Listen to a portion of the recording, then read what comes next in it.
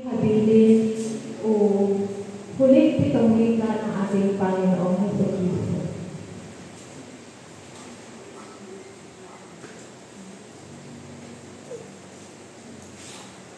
Atin pong unang magsasalita at speaker ay si Miss Bia Zairel Rianzares para sa unang wika. Bia Zairel Rianzares.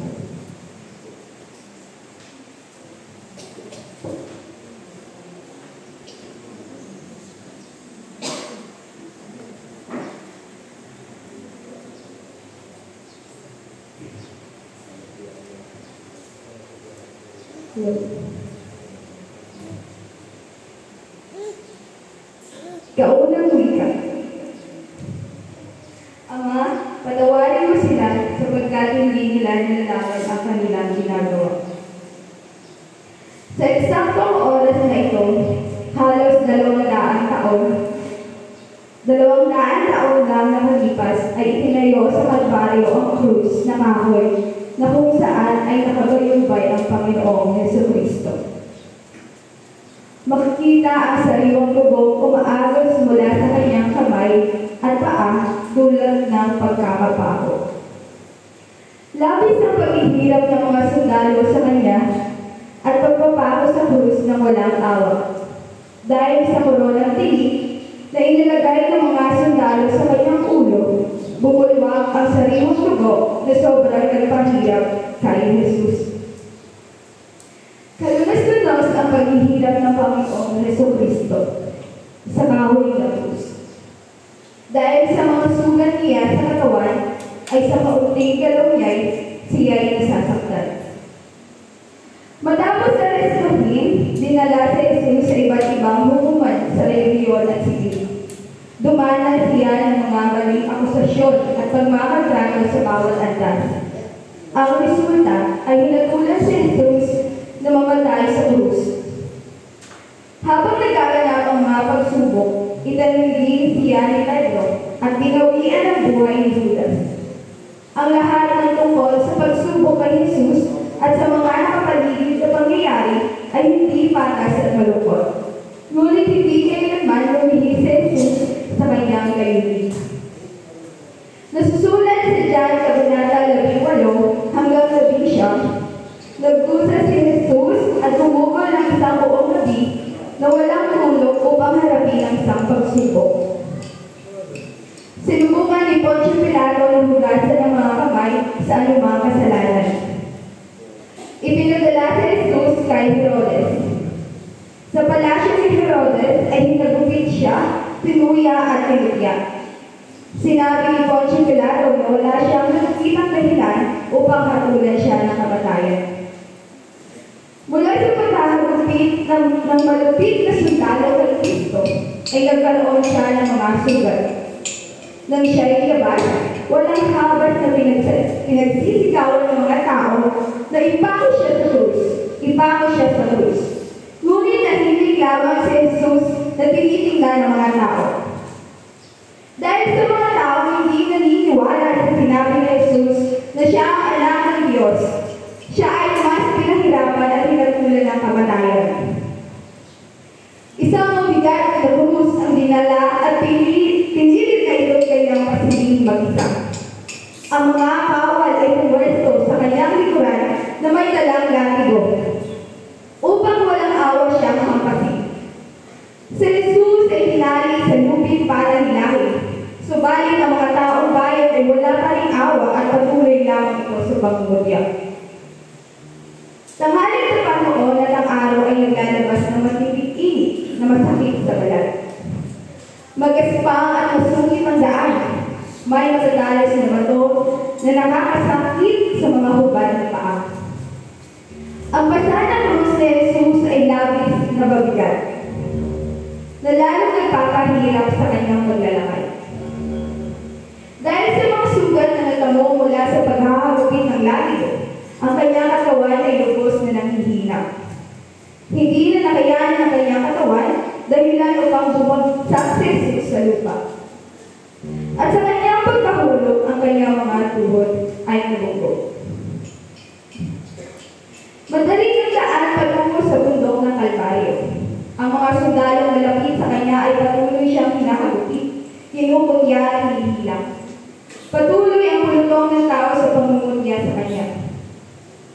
Lubos na pinahirapan si Kristo ng mga sundalong masasama. Hindi siya tinigilan hanggang hindi siya nanghihina. Hindi man lamang siya makainom ng tubig at makapagpahinga. Noong dumating na sa bundok ng Kalbaryo, dala ang mabigat ng krus at paghihirap. Walang habas na hinihila ng mga masasamang sundalo ang kamay at paa ni Jesus. At sinimulang ipako. Lubang napakasakit ng pagpapako niya sa krus. Ang pagtayo sa krus at paglubog nito sa butas ay walang patumagang ibinulusok ng mga sundalo na yumalig ng kanyang katawan. O anong hirap ng dinanas ng ating Panginoon. Gayunpaman, si Jesus ay nanatiling tahimik.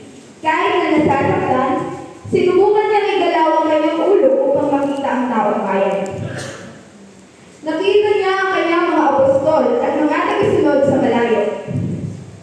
Nagkukumpi sa mga otoridad, natatakot, umiiyak, nakakala na parang mga tupang walang pastol.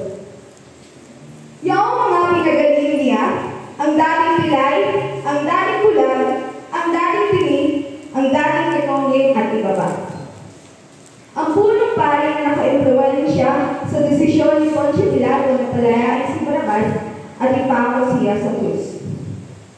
Ang mga Pariseo, ang mga eskriba, ang mga Saduceo at mga kawal na dahil sa inggit ay nagudyok sa mga tao na hilingin ang kanyang pagpapako sa krus. At ang mga kawal ng Roma na sumusunod sa mga utos ng mas mataas na otoridad. Nagwigas si Jesus sa unang pagkakataon. Ama, patawarin mo sila sapagkat hindi nila nalalaman ang kanilang ginagawa. Alam ni Jesus kung ano ang ating mga kahinaan. At narito ang mga bagay na dapat natin mapagtanto upang tayo ay magkaroon ng maayos na buhay sa mundong ating ginagagalawan. Tayo ay mga sarili dahil alam natin hindi sa lahat ng oras at sa lahat ng bagay ay kaya natin magbigay sa iba sapagkat kadalasan tayo ay nagiging madamot sa iba. Gusto na natin na tayo nakikilala, nire-respeto at pinahalagaan ang ibang tao. Ngunit hindi naman natin sila kaya ma-respeto, igalang at kilalanin. Hinahayaan na lang natin sila sa ating paligid na hindi natin man lang sila pinapansin. Gusto natin na minamahal tayo, pero hindi natin alam paano magmahal. Kung ano ang tunay na pagmamahal at kung paano magmahal ng tama. Madali tayong matukso sa mga bagay na nakapaligid lamang sa atin, kaya hindi maiwasan na makagawa tayo ng kasalanan. Tayo rin ay nalilila kaya madali tayo mapaniwala at paikutin. Dahil sa hindi, ipinagmamalaki natin ang pagbagsak ng iba. Kadalasan, na dahil sa hindi, nagkakaroon tayo ng kasalanan. Ninanais natin na pabagsakin ng iba sa paggustuhan na tayo palagi ang bida. Ang unang salitang binigkas ni Jesus ay nagpapahayag na pagpapatawad sa halin na pagkondena. Nasusulat sa Juan, Kabanata 8, talata 1 hanggang 11. Isang babae ang nahuli sa pangangalo niya ang dinala sa harap ni Jesus ng mga pinuno ng relihiyon. Tinanong nila siya kung ano ang dapat gawin sa kanya. Alam na ang kautosang mosaiko ay nag-uutos na pagbato para sa gayong gawain. Sumagot si Jesus sa pagsasabi, ang sino man sa inyo na walang kasalanan ang siyang unang pumato sa kanya. At unti-unti umalis ang mga tao na natatanto na bawat isa ang kanilang sarili mga pagkukulang. Pagkatapos ay sinabi ni Jesus,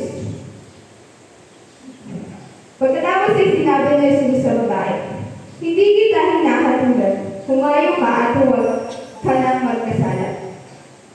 Ito ang nagpapakita ng kanyang pagmamahal at kaawaang likas. Maging sa mga nakagawa ng pagkakamali, ang mga eskriba at pariseo na nagdala sa babae kay Jesus ay ipinakita bilang mapaghusga at mabilis na humatol. Itinampok ng kanilang mga aksyon ang panganib ng pagkaon sa pansin sa mga kasalanan ng iba habang tinatanaw ang kasalanan natin. Ang kwento ay nag-uudyok sa ating na suriin ng ating sariling mga puso at kung tayo ay may posibilidad na husgahan ang iba sa halip na bigyan sila ng pagmamahal at pag-unawa. Ang mga salita na Jesus sa babae ay hindi isang katwiran para sa kasalanan, ngunit isang tawag sa isang bagong paraan ng pamumuhay, isang malaya sa kasalanan.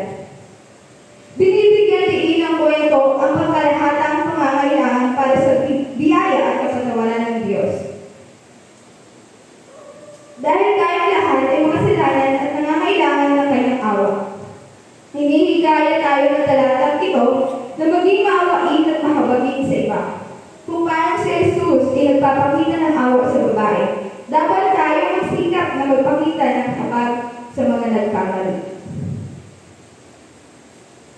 Pagnilayan ng hilig natin husgahan ng iba sa halip ay magsikap na tumuon sa pagmamahal at pag-unawa. Yakapin ang ating sariling pangangailangan para sa kapatawaran. Kilalanin ang sariling mga di kasakdalan at humingi ng kapatawaran sa Diyos para sa ating mga kasalanan. Magsikap para sa isang buhay na kabanalan, sundin ang panawagan ni Jesus na humayo at huwag nang magkasala, na nagsusumikap at mamuhay ng isang buhay na nagpapalaman sa Diyos. Sa esensya, ang Juan 18, talata 1 hanggang 11, ay isang makapangyarihang paalala ng pag-ibig, pagpapatawad, at kahalagahan ng pagpapaabot ni Jesus ng biyaya at habag sa iba habang tayo ay nagsusumikap para sa isang buhay na kabanalan. Likas sa atin ang magiganti sa mga taong nagkakasala sa atin. Subalit sinabi ni Jesus, pilitin natin ang pagmamahal sa halip na poon. Sapagkat pinakita ni Jesus ang kanyang ibig sabihin, mahalin natin ang ating mga kaaway sa halip na kaputan natin sila. Ipagdasal sa Diyos at ipagkubayan lamang sa Kanya, sapagkat kung mahahayaan natin sila ay hindi magkakaroon ng away sa pagitan at mananaig ang pagmamahal na ninanais ng Diyos para sa atin. Sinadya upang maiwasan ng labis na paghiganti sa pamamagitan ng paghibok sa mga mananampalataya ng alok ng higit para sa kinakailangan. Inutusan niya tayo na ibigay ang ating balabal sa sino mang kukuha ng ating tunika. Gumawa ng dagdag na milya para sa isang taong humihingi ng ating serbisyo at maging bukas sa pagdemanda o pag-uusig ng walang paghiganti. Pagkahabag at pagkaunawa, kababaang loob at pag-unawa ang dapat manalig sa ating dahil sa pagiging ng Diyos lahat tayo pantay-pantay. Noong unang panahon, ang ating kapaligiran ay tahimik, maayos, masarap tirahan, simple, hindi mapanganib. Ngayon, unti-unti nang nawawala ang kagandahan ng mundo. Hindi naligtas ang malang lugar tumira. Nagkakagulo na ang ibang bansa, lahat gusto ng kapangyarihan at pamunuan ng isang bansa. Unti-unti na nasisira ang ating mundo dahil sa pagtuklas ng iba't ibang bagay para lang makasenso. Noon ang mundo ay puno ng ligaya, masasayang ala-ala, walang masakit, walang kasakiman, walang inggitan, lahat nasa ayos. Lahat kontento sa buhay. Ang mga tao ay punong-puno ng inggit at mga sakit. Sa ating mundong kinagalawan ngayon, makikita ang lahat ng krimen tulad ng rape, self-paging, graft at corruption. Mga malalang sakit, mga walang kasiyahan sa buhay, kaya kahit sa kamatayan, pinupusta ang buhay. Andiyan ang mahihirap na tao, walang makain at kadalasan sila ang walang boses sa lipunan at hindi naririnig o binibigyan ng importansya ang karapatan. May iba na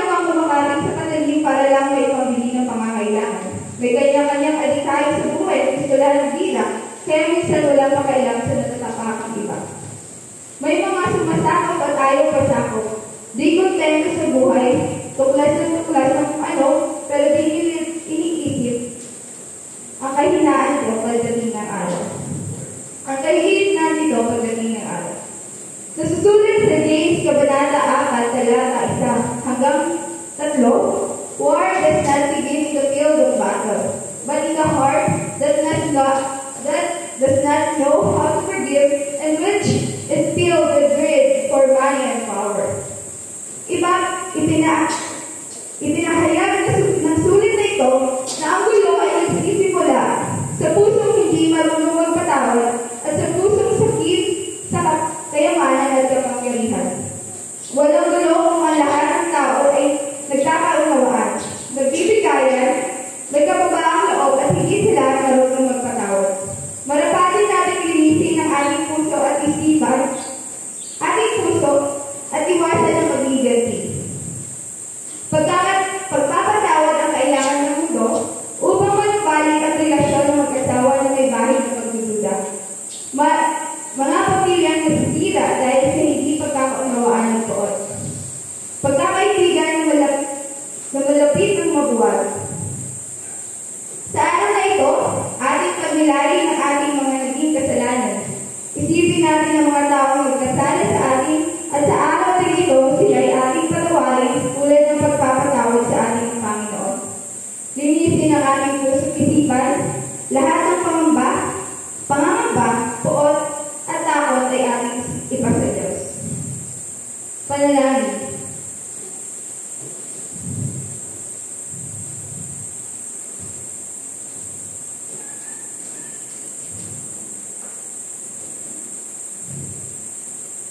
Panginoong Hesus, ang paghihirap mo ay aming binubita. Ang pagkabayubay, paghihirap mo, pagtubos at pagpapasakit ay aming isinasabuhay.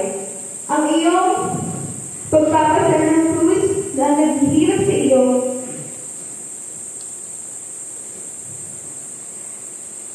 ang iyong pagpapasa ng krus na nagpahirap sa iyo at pabagsak ng iyong katawan, ang tubo-tubuan mong ulo dahilan sa koronang tinik na ilagay ng mga sundalo sa iyong ulo ay lubos na nakakapanghina sa iyong katawan. Ang paglakad mo patungo sa bundok ng Kalbaryo ay wala ng lakas ng buo mong katawan at lahat ng ito ay ginawa mo upang tubusin ang sanlibutan.